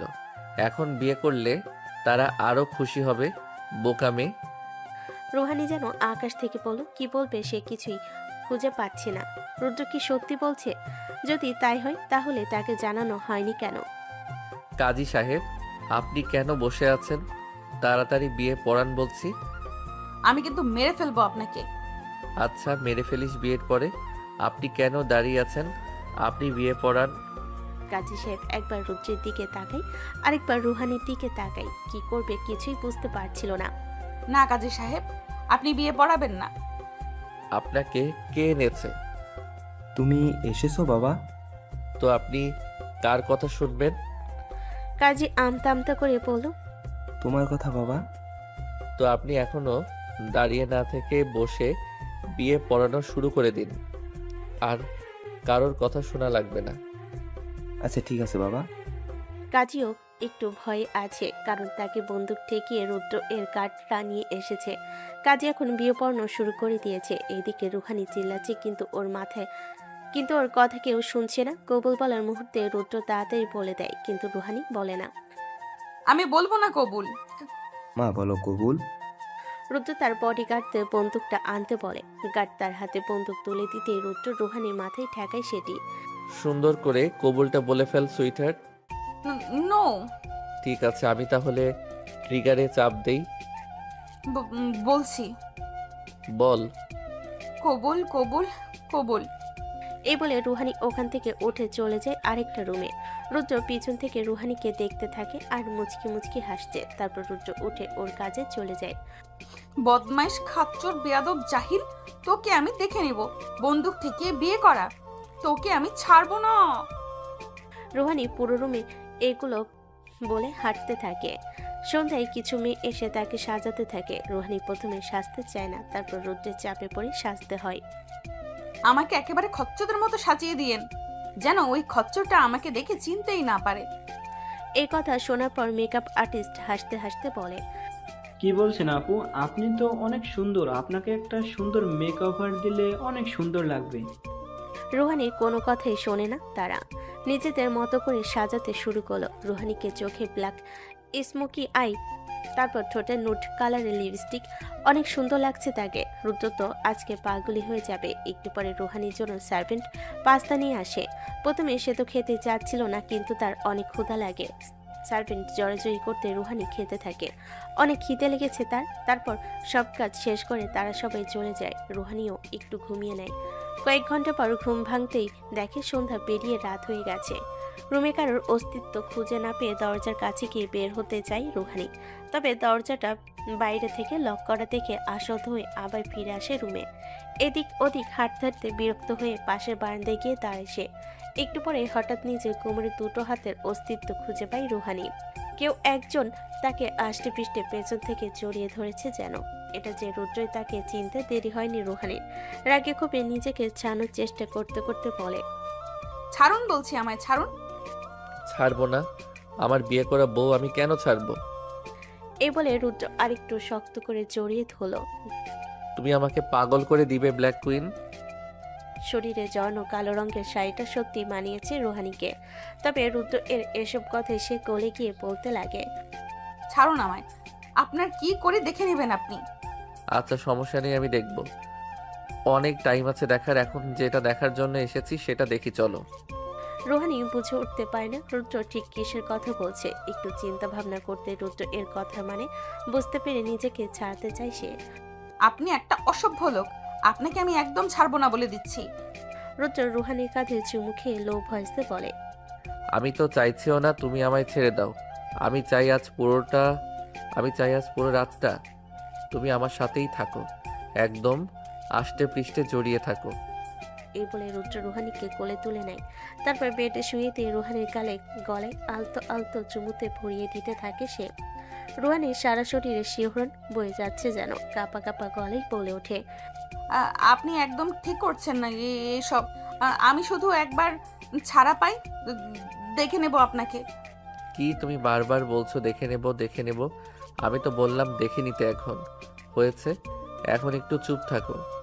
আমার ইম্পর্টেন্ট কাজে কেউ বাধা দিলে আমার তাকে মারতে ইচ্ছা করে। তো এখন প্লিজ আমাকে ডিস্টার্ব করো না। এই বলে রুদ্র রুহানি ঠোঁটে ঠোঁট লাগিয়ে দিল।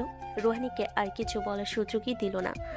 রুহানি হাঁপিয়ে উঠেছে। রুদ্রের শরীর, জিম করা সুটাম দেহ, এই শরীরের ভার একটা রোগা পাতলা মেয়ে কিভাবে নেয়। রুদ্র এবার রুহানির চুল সরিয়ে গলায় মুখ ডোবায় হাসকি স্বরে বলে ওঠে, you are my obsession, you are that obsession I can not escape.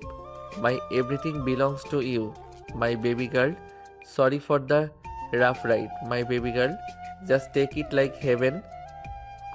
আমি পারছি না, please. Let's go for a deep conversation, sweetheart. I will be soft for first time. Don't be shy. সকালে ঘুম ভাঙতে যন্ত্রণায় মুখ কুঁচকে নিল রুহানি। চোখ খুলে এদিক ওদিক তাকিয়ে খোঁজার চেষ্টা করে কাউকে। ড্রেসিং টেবিলের সামনে পেয়েও যায় কাঙ্ক্ষিত মানুষটিকে। রুদ্রকে দেখে চোখ ফিরিয়ে নিল সে, চুপচাপ বসে রইল। কিছুই ভালো লাগছে না, কিছুটা সংকোচ আর অনেক লজ্জা। কাল রাতের কথা মনে হতেই রুদ্রকে এখন মেরে ফেলতে ইচ্ছে করছে তার, কিন্তু কিছু করা নেই, সে কিছু করতে পারবে না। রুদ্রের শক্তির কাছে তার শক্তি কিছুই না। রুহানিকে জাগতে দেখে রুদ্র মুচকি হেসে এগিয়ে এলো তার কাছে। পাশে বসে ঝুঁকে গালে একটা ছোট্ট চুমু খেয়ে বলে ওঠে, হ্যালো সুইটহার্ট, কেমন লাগছে জান? রুহানি কিছু বলো না। কিছু বলবে না তুমি? দেখো, তুমি আমাকে বাধ্য করেছো এগুলো করার জন্য। আমি কিন্তু ইচ্ছে করে কিছু করিনি। এবার রুহানি চুপ। তুমি কি কথা বলবে না? রুহানি নাছোড়বান্দা, কোনো কিছুতেই কাজ হয় না যেন। কথা না বললে কিন্তু অন্য কিছু হয়ে যাবে এখন। সেটা নিশ্চয়ই তুমি আশা করো না আর চাও না। রুহানি এবার কিছু বলো না। রুদ্রের ধৈর্যের সীমা শেষ। রুদ্র এবার রুহানির মুখ উপরে করে তুলে রাফলি কিস করতে থাকে, কিন্তু অবাক করার বিষয় হলো রুহানি ধাক্কা দেয় না। এবার রুদ্র এটা দেখে আরো জোরে জোরে কিস করতে থাকে, তাও রুহানি কোনো আওয়াজ শব্দ নেই, না ধাক্কা দিচ্ছে না কিছু বলছে। রুহানি এমন নিথর ভাব দেখে রুদ্র এবার তাকে ছেড়ে বসে। জান, তুমি কি আমার উপরে বেশি রাগ করেছো? আই অ্যাম সরি, প্লিজ কিছু তো বলো। আমি বুঝতে পারিনি তোমাকে ওইভাবে ওই ছেলের সাথে দেখে আমার অনেক রাগ হয়, তাই আমি এগুলো করেছি। তুমি প্লিজ আমাকে ভুল বোঝো না। আর তুমি যদি ভেবে থাকো আমার বাবা মা বা তোমার বাবা মা আমাদের এই সম্পর্কে রাজি না, তাহলে তুমি ভুল ভাবছো। তারা তো আমাদের বিয়ে আরও আগে ডিসাইড করে রেখেছে। প্লিজ কিছু বলো জান। রুহানি কিচ্ছু বলে না। হঠাৎই মেয়েটা ফুপিয়ে কেঁদে ওঠে। রুদ্র দিশেহারা হয়ে যায় যেন তার কান্না দেখে। দুগালে আলতো আগলে ধরে উদ্বিগ্ন কণ্ঠে বলতে লাগে, জান তুমি কাঁদছো কেন? বেশি ব্যথা পেয়েছো? পেইন কিলার এনে দিব? কিছু তো বলো প্লিজ। রুহানির কান্না বাদ ভাঙে। ভেতর থেকে মেয়েটা কেমন যেন নেতিয়ে গেছে। মনের অবস্থা বোঝা বড় দায়। চঞ্চলা চোখ দুটি আজ কাতরতা নিয়ে তাকিয়েছে রুদ্র এর দিকে। রুদ্র জিজ্ঞাসু দৃষ্টিতে তাকিয়ে, আপনি কেন এমনটা করলেন রুদ্র ভাইয়া? কেন করলেন আপনি? আমার নিজেকে পশুর চেয়েও নির্ম লাগছে। আমার দম আটকে আসছে কালকের কথা ভাবলেই। কেন করলেন এমন? আমি মেনে নিতে পারছি না এসব। সবাই আমাকে দোষী বলবে। আব্বু, বড় আব্বু, তাদের কি উত্তর দিব আমি? শান্ত হও রুহানি, তুমি কোনো দোষ করনি। আমি তো তোমাকে ভালোবেসেছি, তাই বিয়ে করেছি। আমি জানি যা করেছি তা ঠিক হয়নি, কিন্তু তুমি আমায় কেন বুঝলে না? আমি এত করে ভালোবাসি বললাম, তাও বুঝো না তুমি মেয়ে। কেন আমায় রাগিয়ে দাও? আমার সহ্য হয় না তোমাকে অন্য কারোর সাথে দেখলে। লিসেন বউ আমার, তুমি বাড়ির কথা ভাবছো তো? সবটা আমি সামলে নেব। কেউ তোমার দিকে এক ফোঁটা কাদা ছিটাতে পারবে না। কারোর চোখে তুমি খারাপ হবে না। সবটা ঠিক হবে। বাড়ি যেতে দাও একটু, দেখবে সবটা ঠিক হয়ে গেছে। রুহানির কান্না তখনও থামছে না। রুদ্র এবার আদরে ভঙ্গিতে রুহানিকে নিজের সাথে মিশিয়ে আলতো আলতো চুমু দিতে লাগলো মেয়েটার সারা মুখ জুড়ে। রুহানির চোখ হতে গড়িয়ে পড়া প্রতিটি অশ্রুকণা সে শুষে নিতে থাকে। দুহাতে রুহানির গাল গলিয়ে নিয়ে পাতলা ঠোঁট জোড়ে আলতো আলতো চুমু খেতে লাগে সে। রুহানি এবার আর বাধা দেয় না, বরং রুদ্র এর প্রতিটি চুমুতে কেঁপে কেঁপে ওঠে মেয়েটি। রুদ্র ধীরে ধীরে মুখ থেকে নেমে রুহানির গলায় চুমু খেতে শুরু করে। তার বেসামাল হাত দুটো যেন অবিচল চলছে রুহানির শরীর জুড়ে। রুহানিকে আর একটু নিজের সাথে চেপে ধরে রুদ্র নেশাতুর কণ্ঠে বলে ওঠে, are you wanna try for second time baby? কণ্ঠ দিয়েই যেন মেয়েটাকে ঘায়ল করে ফেলেছে রুদ্র। আবেশে মেয়েটা রুদ্রর শরীরের সাথে খামচে ধরে শক্ত করে। Are you trying to seduce me baby girl? Ruhani কাতর কণ্ঠে বলে ওঠে, না রুদ্র ভাইয়া। No, so why I am feeling much? Please থামুন। তোকে এত সুন্দর হতে কে বলেছে রুহানি? এতটা? How can I control my self? প্রতিটা দিন সকালে আমি অফিসে যাব কি করে? কি সব বলছেন? চলো না আরেকবার। না, আমার কষ্ট হচ্ছে রুদ্র ভাইয়া। মরে যাব এবার আমি। ছাড়ুন না। রুহানি করুণ কণ্ঠে হয়তো মন করল রুদ্র। রুহানিকে ছেড়ে দিয়ে বিছানা থেকে নেমে গিয়ে ওয়ার্ড্রপ থেকে এক স্যুট জামা নিয়ে ওয়াশরুমে রেখে আসে। তারপর বেরিয়ে এসে জিজ্ঞেস করে, যেতে পারবি? রুহানি বিছানা থেকে নামার চেষ্টা করতে করতে বলে, পারবো। তবে কথা সম্পূর্ণ করার আগে ব্যথায় কুকড়ে ওঠে মেয়েটি। রুদ্র এগিয়ে আসতে আসতে বলে, বেশ তো দেখছি কত পারছিস। বলতে বলতে রুহানিকে পাজা কোলে তুলে নিয়ে ওয়াশরুমে এগিয়ে যায়। উষ্ণ পানিযুক্ত বাথটবে রুহানিকে বসিয়ে দিয়ে বলে, অফিসের জন্য রেডি হয়েছি, না হলে গোসলটাও আমিই করিয়ে দিতাম। সরি জান, 5 মিনিটের মধ্যে শেষ কর, আমি ব্রেকফাস্ট নিয়ে আসছি। বলে রুদ্র বেরিয়ে যায় ওয়াশরুম থেকে। রুহানি গোসল সেরে কোনো মতে ধীরে ধীরে রুমে এসে বিছানায় বসে। রুদ্র নেই এখন, হয়তো বাইরে গেছে। হঠাৎ পাশ থেকে রুদ্র এর ফোনটা ভাইব্রেট হতে থাকে। রুহানি হাতে তুলে নিতেই স্ক্রিনে জলজল করে আব্বু নামটা। বুক কেঁপে ওঠে তার। ভয়ে সংকুচিত হয়ে মেয়েটি রিসিভ করবে না ভেবে রেখে দেয় ফোনটি। কিন্তু পরক্ষণে বারবার রিং হতে দেখে হাতে তুলে নেয় সে। কাপা কাপা হাতে রিসিভ করে কানে দিতে ওপাশ থেকে রুদ্রর বাবা অর্থাৎ রাশেদ সাহেবের কণ্ঠ। আজ কি আপনার অফিসে আসা হবে আব্বাজান? আমার মামনিকে তো এবার একটু স্বস্তি দিন। বিয়ে করেছেন বলে কি সবকিছু ছেড়ে তার সাথেই লেগে থাকবেন নাকি? রাশেদের এমন মস্করাযুক্ত কণ্ঠ শুনে একটু স্বস্তি পায় রুহানি। তার মানে রুদ্র বাড়িতে সব বলে দিয়েছে। বড় আব্বু? আরে মামনি যে, কেমন আছে মামনি? জি ভালো বড় আব্বু। আমার ছেলেটা তোমার ভালো করে যত্ন নিচ্ছে তো? শোনো মামনি, রুদ্র যদি তোমার যত্ন নিতে হেলাফেলা করে তুমি কিন্তু আমায় জানাবে মামনি। একদম ভয় পাবে না, বুঝলে? বড় আব্বু, বিয়ের ব্যাপারে আমরা সব জানি মামনি, আর আমরা তো এটাই চেয়েছিলাম তোমার সাথে। রুদ্র এই বিয়েটা কি আজকালের বলো? ছোটবেলা থেকে ইচ্ছা বাড়ির মেয়ে বাড়িতেই থাকবে। আমি তো চেয়েছিলাম তোমরা এসএসসি পাশ করার পরেই বিয়েটা দিয়ে দিতে। রুদ্রই তো বারণ করলাম, বারবার বলে তুমি আরেকটু বড় হও, সময় হোক, আর কত কি। এখন করে নিয়েছে শেষমেশ। আমরা আলহামদুলিল্লাহ সবাই খুশি, বুঝলে? তুমি এসব নিয়ে একদম চিন্তা করো না। দুজন মিলে ঘুরে আসো কয়েকদিন, আস্তে ধীরে ফেরো, সমস্যা নেই। বাড়ির মেয়ে বাড়িতেই থাকবে, এটাই তো স্বস্তি। কার সাথে কথা বলছিস? রুদ্রের কণ্ঠ পেয়ে রুহানি দরজার দিকে তাকায়। দেখে রুদ্র মাত্র এই খাবারের ট্রে হাতে করে রুমে প্রবেশ করছে। রুহানি তার দিকে ফোন এগিয়ে দিয়ে বলল, বড় আব্বু। রুদ্র খাবারের ট্রেটা টেবিলে রেখে ফোন কানে তুলল। আসসালামু আলাইকুম আব্বু। ওয়ালাইকুম আসসালাম। আমার মামনির ভালো করে যত্ন নিচ্ছিস তো? সেটা তোমার মামুনির থেকেই শুনে নিও বাড়ি গেলে। অফিসে আসবি? মিটিং আছে একটা, তুই থাকলে ভালো হতো আর কি। মিটিং শেষ করেই না হয় আবার চলে যাস। রেডি হয়ে নিয়েছি আব্বু, এই তো বের হব।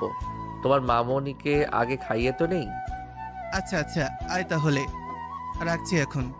কল রেখেই দ্রুত রুহানির পাশে বসে স্যুপ খাইয়ে দিতে লাগলো ধীরে ধীরে। সন্ধ্যায় চলে আসবো, ততক্ষণ একটু কষ্ট করে একা থাকিস, আজকে ভয় পাবি না। আমি অফিসে যাব না। রুদ্র রুহানির গলার দিকে ইশারা করে বলল, এই অবস্থায় সবাইকে কি দেখাতে চাস আমি তোকে ঠিক কতটা আদর দিয়েছি, যে ঠিক মতো হাঁটতেও পারছিস না তুই?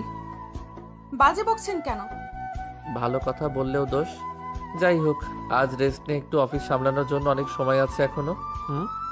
রুহানি কিছু বলে না, আর নীরবতাকে সম্মতি ভেবে নিল রুদ্র।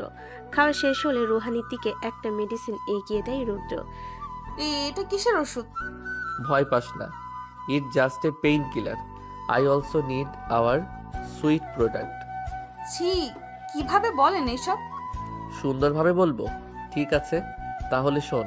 আমিও চাই আমার আর তোর বাচ্চা খুব শিগগিরই আমাদের মাঝে আসুক, তবে সেটা তখনই সম্ভব তুই আমাকে ভাইয়া ডাকা যখন বন্ধ করবি।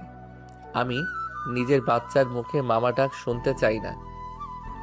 এই এত ক্ষত রুহানি একটু মুচকি হাসলো। তা দেখে কিছুটা স্বস্তি নিঃশ্বাস পেল রুদ্র। তারপর রুহানি থেকে বিদায় নিয়ে বেরিয়ে গেল অফিসের উদ্দেশ্যে। সন্ধ্যা বলে ও রুদ্র ফিরতে ফিরতে রাত প্রায় 8টা বেজে গেল। বাধ্য হয়ে কলিং বেলে চাপ দিয়েও ভেতর থেকে কোনো সাড়া পেল না। রুহানি হয়তো ঘুমাচ্ছে ভেবে নিজের কাছে থাকা চাবিটা দিয়ে দরজা খুলে ভেতরে প্রবেশ করলো রুদ্র। রুমে আসতে দেখলো সারাটা রুম অন্ধকার। রুদ্র হাত দিয়ে রুমে লাইট অন করতে দেখলো রুহানি বিছানায় কুঁজো হয়ে শুয়ে আছে। কাছে যেতেই কেমন গঙ্গানের শব্দ কানে ভেসে আসে। উদ্বিগ্ন হয়ে পড়ে রুদ্র। দ্রুত কদমে ছুটি গিয়ে আগলে নেয় রুহানিকে। কি হয়েছে রুহানি, কাঁদছিস কেন? রুহানি নিজেকে সামলাতে না পেরে রুদ্র বাহু খামছে ধরে গঙ্গানি কণ্ঠে বলে ওঠে, কষ্ট হচ্ছে রুদ্র? এই কোথায় কষ্ট হচ্ছে আমায় বল, বল না। পেটে। রুদ্র চোখ নামিয়ে তাকাতে খেয়াল করলো বিছানার দিকে ছড়ানো কিছু চিহ্ন। চোখে পড়তে কিছুটা অন্তত শান্ত হলো। যাই হোক, ভয়ের কিছু নয়। রুহানিকে পাজকলে তুলে নিতে নিতে বলে, পিরিয়ড হয়েছে, আমায় বলবি তো সোনা। রুহানি রুদ্রের বাহুডোরে গুটিয়ে রয়। রুহানিকে ওয়াশরুমে পৌঁছে দিয়ে প্রয়োজনীয় সামগ্রী দিয়ে এসে রুদ্র বলে, চেঞ্জ করে নে, আমি আছি এখানেই। রুহানি বের হতে রুদ্র আবার হাতে বিছানায় বসিয়ে দেয়। হট ওয়াটার ব্যাগটা গরম করে রুহানির পেটে রাখে। আলতো জড়িয়ে ধরে মেয়েটার চুলের ভাঁজে হাত বুলাতে বুলাতে বলে, কাঁদে না সোনা, এই তো সব ঠিক হয়ে যাবে, শান্ত হ, ব্যথা কমে যাবে। একটু পরে ধীরে ধীরে কান্না কমে আসে রুহানির। রুদ্র পরম যত্নে তার চুলে বিলি কাটতে লাগে। এটা কি ভালোবাসা রুদ্র? রুহানির হঠাৎ এমন প্রশ্নে তার দিকে চাই রুদ্র। মেয়েটা ফের প্রশ্ন করে, আপনি আমায় সত্যি ভালোবাসেন? অনেকটা ভালোবাসি তোকে, নিজের চেয়েও বেশি। আমায় এভাবে সারা জীবন যত্ন করবেন? মৃত্যুর আগে পর্যন্ত করব, তুই শুধু আমার হয়ে থাক। ভালোবাসি বলুন। রুদ্র মুচকি হেসে বলে ওঠে, ভালোবাসি ভালোবাসি ভালোবাসি। আমি বলবো না, কারণ আমি এখনো বুঝতেই পারছি না আমি আপনাকে ভালোবাসি কিনা। তোর বলতে হবেও না, আমাদের দুজনের জন্য আমার একার ভালোবাসাই যথেষ্ট। আজকে রুহানি রুদ্রের বিয়ের অনুষ্ঠান। তার বাবা মা সবার সম্মতিতেই এই আয়োজন করা হয়েছে। সবাই অনেক খুশি, রুহানিও খুশি। এখন সে সবকিছু মাফ করে দিয়েছে। এখন রুদ্রের সাথে ভালো আছে। তার বাবা মাও এটা দেখে খুব খুশি। রুহানির কাজিনরাও তাদের এই বিয়েতে খুব আনন্দ করেছে। রুহানির অনেক ইচ্ছে ছিল ডেস্টিনেশন ওয়েডিং এর, রুদ্র সেটাই করে। হেলিকপ্টারে রুদ্র রুহানির এন্ট্রি হয়, যার চমক সম্পূর্ণ একটি বিয়ে হয়। দুজনেই খুশি, পরিবার তো আরো খুশি। You are the most precious thing Allah ever give me. I love you baby girl. আপনিও আমার কাছে সবচেয়ে দামি উপহার আল্লাহর তরফ থেকে। এভাবেই ওদের বিয়ের অনুষ্ঠান সম্পন্ন হয়। সবাই যে যার মতো আবার তাদের বাড়ি চলে যায়। রুদ্র আর রুহানি দুবাই যাবে আজকে রাতে। তাদের ফার্স্ট হানিমুন, এটা সম্পূর্ণ রুদ্রের ইচ্ছে, রুহানিও না করেনি। রুদ্রের সাথে সময়গুলো যেন আজকাল বেশ দারুণভাবে কাটছে তার। প্রায় 20 দিন ছিল তার দুবাইতে থাকাকালীন রুহানি অনেক এনজয় করেছে। সাথে রুদ্রের রোমান্টিক অত্যাচার তো আছেই। ইউকেতে ব্যাক করার পরই যে যার মতো আবার কর্মস্থলে যোগ দেয়। এমনই একদিনে হঠাৎ বাড়ি থেকে কল আসে রুহানি অসুস্থ। এই খবর শুনে রুদ্র পেরে পাগলের মতো ছুটে এসেছে অফিস থেকে। তবে যতটা চিন্তা নিয়ে এসেছে তার সবটাই খুশিতে রূপান্তর হয় রুহানি একটি ইঙ্গিতেই। রুদ্র আসতেই দেখল রুহানি তার রুমে খাটের কোণে বসে আছে হেলান দিয়ে। রুদ্রকে আসতে দেখে বাকিরা সবাই এক এক করে বের হয়ে যায় রুম থেকে। সে সব দিকে খেয়াল নেই রুদ্রের। সে ছুটে এসে রুহানির গালে আদুরে স্পর্শ দিয়ে উদ্বিগ্ন কণ্ঠে বলতে থাকে, কি হয়েছে তোর? আম্মু বলল তুই অসুস্থ হয়ে পড়েছিস, ডাক্তারের কাছে যাবি, চল। তার প্রয়োজন নেই। আমি কোনো রিস্ক নিতে চাই না রুহানি, চল যাবি। উঠতে কষ্ট হচ্ছে, আমি কোলে নেব। রুহানি কিছু না বলে রুদ্রর হাতটি চেপে ধরে নিজের পেটের উপর রাখে। সাথে সাথে রুদ্রের কথা বন্ধ হয়ে যায়। অবাক হয়ে রুহানির দিকে তাকাতে রুহানি লাজুক হেসে বলল, হ্যাঁ, সে আসছে রুদ্র। প্রায় 20 বছর পর রুদ্র আর রুহানির মেয়ে লারা বড় হয়ে গেছে। এখন সে বাবার বিজনেসে সে এখন ঢুকেছে। এখন থেকে সবকিছু লারাই দেখে শোনা করবে।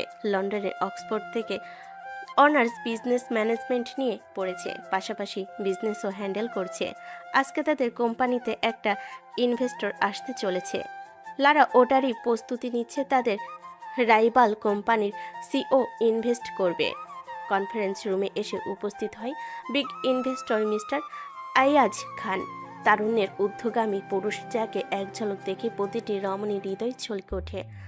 দাপটীয় ভঙ্গিতে নিজের চেয়ার দখল করে পায়ের উপর পা তুলে বসে সে। কুশল বিনিময় তার কাছে সময় নষ্ট ছাড়া আর কিছুই নয়। তাই তো ফাইল ঘেটে প্রেজেন্টেশনের হোস্টের পরিচয় নিয়েই গম্ভীর পুরুষালী কণ্ঠে বলে ওঠে, So Miss Lara, show me your project. Lara project দেখাতে শুরু করলো। প্রজেক্টটা তার ভালো লাগারই কথা, কারণ লারা বানিয়েছে নিজের সম্পূর্ণ মস্তিষ্ককে কাজে লাগিয়ে। বিজনেস ওমেন রুহানি চৌধুরী আর বিখ্যাত বিজনেস বিজনেসম্যান রুদ্র চৌধুরীর একমাত্র মেয়ে বলে কথা। এমনি এমনি লারা বিজনেসে আসেনি, বিজনেস সম্পর্কে তার জ্ঞান অঢেল। লেখাপড়ার পাশাপাশি কজনই এত বড় কোম্পানি হ্যান্ডেল করতে পারে। তবে ইদানিং আয়াজ খান লারার পিছনে সারাক্ষণ লেগে থাকে। ও যে কোম্পানির সিও সেটা তার বাবা। ও এখন অক্সফোর্ড থেকে বিজনেস ম্যানেজমেন্টে MBA করছে।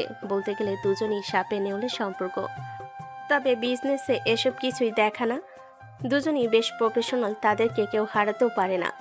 এক একটা যেন প্রতিপক্ষের থেকে দুরন্ত। কেউ যে কাউকে ছাপিয়ে যাবে এমনটা হয় না দুজনের মাঝখানে। হবে বা কিভাবে, দুজনই তো খেলায় মাস্টার। তোমার প্রেজেন্টেশন ভালো ছিল মিস লারা, কিন্তু রাইভাল কোম্পানির সাথে কুলিয়ে উঠতে পারবে কিনা তা সন্দেহ। প্রথমত আমি জানি আমার প্রেজেন্টেশন ভালো হয়েছে, আর দ্বিতীয়ত ওইটা শুধু আমাদেরই রাইভাল কোম্পানি না, ওইটা আপনাদেরও রাইভাল কোম্পানি। তো এরপরও বার থেকে যখন কথা বলতে আসবেন তখন একটু দেরি করে আসবেন, সমস্যা নেই, তবে ভালো করে স্টাডি করে আসবেন, বুঝেছেন মিস্টার আয়াজ? এ বলে লারা সেখান থেকে চলে গেল। আয়াজের সাথে লারার সম্পর্ক আগে থেকে, তারা একই ইউনিভার্সিটি থেকে পড়ে। ভার্সিটি সিনিয়র, তবে একটা আরেকটার জাত শত্রু, কেউ কাউকে ছাড় দেয় না।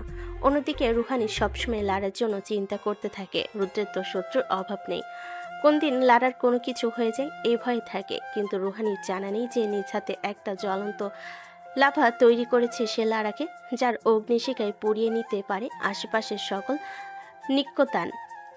তীক্ষ্ণ বুদ্ধির একখানা ভাণ্ডার যেন লারা চৌধুরী নিজেই। তবে সেই আগুন নিভে জল হবে নতুন কোনো শুরুতে, যাকে কুপকাত করার অস্ত্রের নাম আয়াজ খান।